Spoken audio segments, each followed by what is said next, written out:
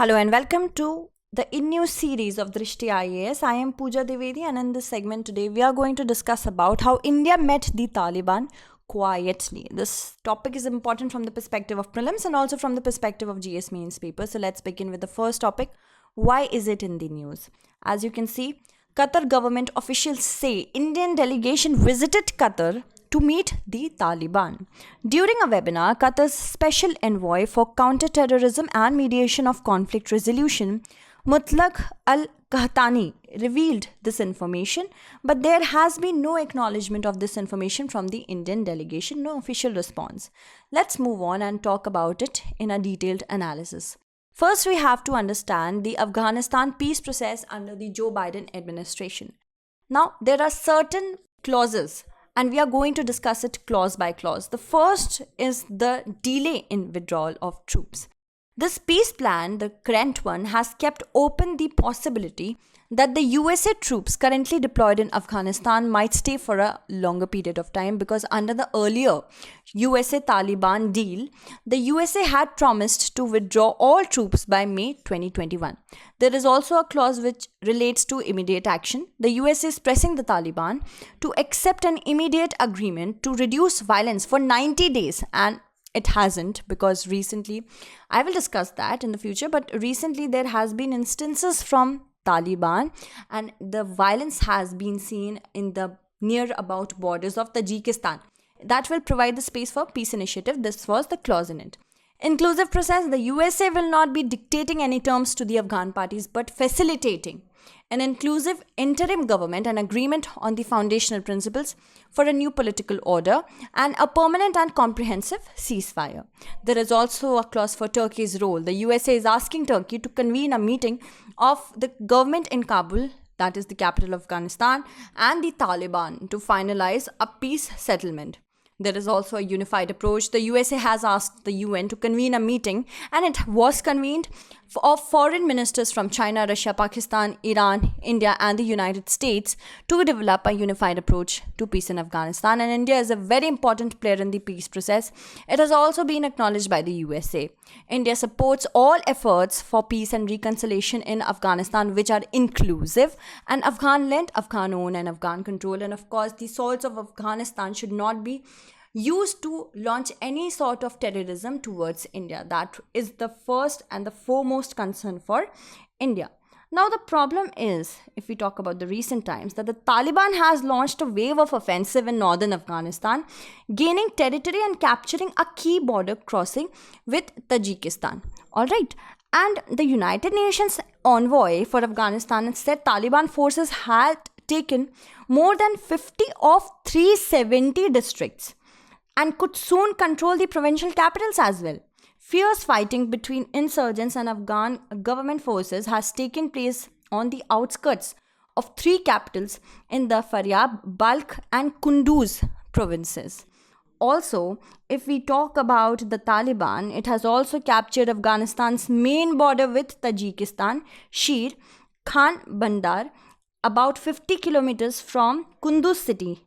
In its most significant, this is the most significant gain for Taliban.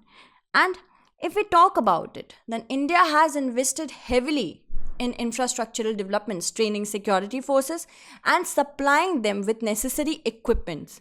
India has a major stake in the stability of Afghanistan since it has invested considerable resources in Afghanistan's development. India also hopes to have a role in setting the terms, especially concerning terrorism, violence, women's rights, and democratic values. So, Donald Trump's 2017 policy on Afghanistan, it was based on breaking the military stalemate in Afghanistan by authorizing an additional 5,000 soldiers, giving US forces a freer hand to go after the Taliban, putting Pakistan on notice and strengthening the Afghan capabilities.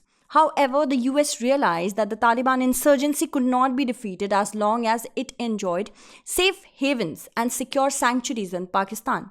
The US changed track and sought Pakistan's help to get the Taliban to the negotiation table, and the negotiations began in September 2018 with the appointment of Ambassador Zalmay Khalilzad to initiate direct talks with the Taliban And after 9 rounds of US Taliban talks in Qatar, the two sides seemed close to an agreement. And that fruitioned to the role of the US Taliban Peace Deal, where we are discussing the role of Taliban. First, the peace deal was to withdraw the troops, and also we have already discussed troop withdrawal. Taliban commitment that the main counter-terrorism commitment by the Taliban is that Taliban will not allow any of its members, other individuals or groups, including Al-Qaeda, to use the soil of Afghanistan to threaten the security of US and its allies. Now, this is the main concern for India as well. Also, sanctions removal also a part of this entire peace deal. UN sanctions on Taliban leaders to be removed by 3 months. And I'm talking about the previous deal over here. And US sanctions by August 27. The sanction will be out before much progress is expected in intra-Afghan dialogue. Also, prisoner release was a part of it. The US-Taliban pact says up to 5,000 imprisoned Taliban and up to 1,000 prisoners from the other side held by Taliban will be released by March 10th. Now, the actual government, the legitimate government which was in power, did not like this deal because the government was sidelined. And if the US were talking with Taliban, they were validating Taliban as a position or a great stakeholder in Afghanistan. If we talk about India's interest in Afghanistan, it's a lot. First is the economic and strategic interest, and Afghanistan is actually a gateway to the oil and mineral-rich Central Asian republics. Anyone who is in power in Afghanistan controls the land routes connecting the provinces of India with Central Asia via Afghanistan. Also, development projects. Now, the massive reconstruction plans for the country offer a lot of opportunities for Indian companies. Major projects, if we talk about, are the Afghan Parliament, the Zaranj-Delaram Highway, and the Afghanistan-India Friendship Dam, which is the Salma Dam. Also, India's assistance of more than $3 billion in projects. Hundreds of small development projects are also there. Security interests, if we talk about, India has been the victim of state-sponsored terrorism, which is emanating from Pakistan-supported terrorist groups operating in this region. Thus, setting up a friendly government in Afghanistan can help tackling Pakistan supporting terrorism. There are certain challenges with respect to Indian and Taliban relations. India and the Taliban, they share a very bitter history, such as IC-814 hijack in 1999. Indian passenger plane was hijacked and taken to Kandahar in Afghanistan under the control of Taliban. It made India to release terrorists, including the Maulana Masood Azhar, who founded Jaish-e-Mohammed, that went on to carry out terror attacks on parliament in Pathankot as well and Pulwama. Also, the Taliban perceived India as a hostile country, as India had supported the anti-Taliban forces after the 9/11 attacks. India never actually gave diplomatic and official recognition to Taliban when it was in power during 1996 to 2001, and there is a dilemma right now whether to toe the lines of US in giving recognition to Taliban or not.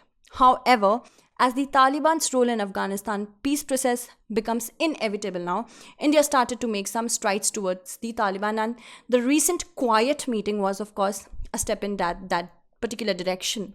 Earlier, India was part of Moscow-led talks with the Taliban in November 2018, which two former Indian diplomats attended as non-official representatives. India is now moving to diplomatically engage with Taliban. India's presence at the agreement signing ceremony was the first sign of possible diplomatic opening.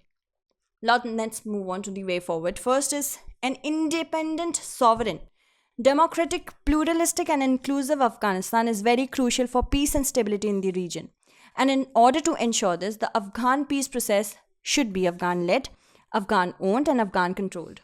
Also, there is a need for the global community to fight against the global concern of terrorism. In this context, it's high time to adopt the Comprehensive Convention on International Terrorism, which has been proposed by India at the UN in 1996. Let's move on towards our question. How a recent power-sharing agreement in Afghanistan will impact Indian interests in Afghanistan? We have to critically analyze this. Now, that's it for today. Tomorrow we shall meet again with another segment. Until then, stay updated and thank you so much for watching.